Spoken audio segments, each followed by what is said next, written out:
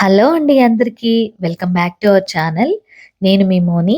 ఈరోజు మనం బ్రేక్‌ఫాస్ట్‌కి అందరికీ ఎంతో ఇష్టమైన పూరి విత్ కర్రీ చేసుకుందామండి. వేడి వేడిగా ఫ్లఫీగా పొంగిన పూరీతో పాటు పూరి కర్రీని, అలాగే కొద్దిగా స్పైసీగా టమాటా కర్రీని కూడా చేసుకుందామండి.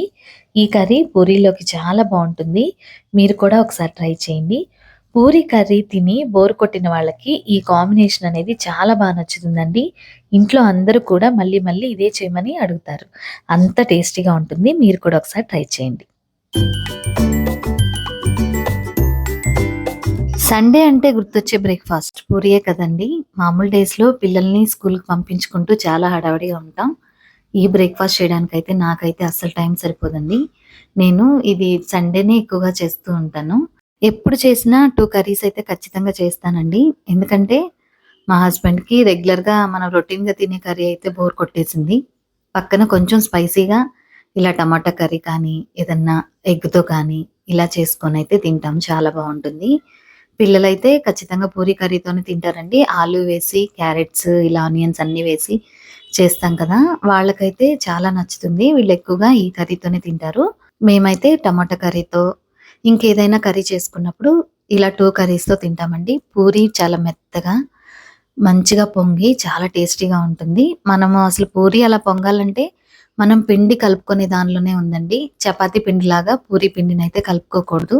పూరి కర్రీ ప్రాసెస్ అయితే తెలియని వాళ్ళు ఎవరుండరు కదండీ! ఒక్కొక్కళ్ళు ఒక్కొక్క స్టైల్‌లో చేస్తూ ఉంటారు. నేనైతే ఇలా సింపుల్‌గా చేసేస్తానండి. పిల్లలు ఎంతో ఇష్టంగా తింటారు. తర్వాత మనం టమాటా కర్రీనైతే చూసేద్దాం. టమాటా కర్రీ గూడా మనకు గ్రేవీ కొంచెం ఎక్కువగా వచ్చేలాగా టమాటాలనైతే ఎక్కువ తీసుకోవాలి. ఒక 4 టమాటాలను తీసుకుంటే సరిపోతుంది. ముందుగా మనం మామూలుగా ఎప్పటిలాగే తాలింపు వేసేసుకొని, ఆనియన్స్ అయన్నీ ఫ్రై అయిన తర్వాత కరివేపాకు, పచ్చిమిర్చి ఇవన్నీ వేసేసుకొని, ఇప్పుడు మనం టమోటాలనైతే మనం మంచిగా గ్రేవీ వచ్చేలాగా మనము ఒక 4 టమోటాలని మిక్సీ పట్టుకొని ఇలా వేసేసుకొని, అందులో కావాల్సినంత కారము, సాల్టు, ఉప్పు అన్నీ వేసుకోవాలి. కొద్దిగా స్పైసీగా చేసుకోండి. పూరీలోకి చాలా టేస్టీగా ఉంటుంది. తర్వాత మంచిగా ఇది మగ్గిన తర్వాత మనం అందులోకి కరివేపాకు అన్నీ వేసేసుకుంటే టమాటా కర్రీ అయితే రెడీ అయిపోయినట్టే. ఇప్పుడు 2 కర్రీస్ రెడీ అయిపోయినాయండి. ఎప్పుడైనా కర్రీస్‌ని ఫస్ట్ చేసేసుకొని తర్వాత పూరీని చేసుకుంటే పొంగిన పూరీతో మనం గనక తింటే చాలా టేస్టీగా ఉంటుందండి.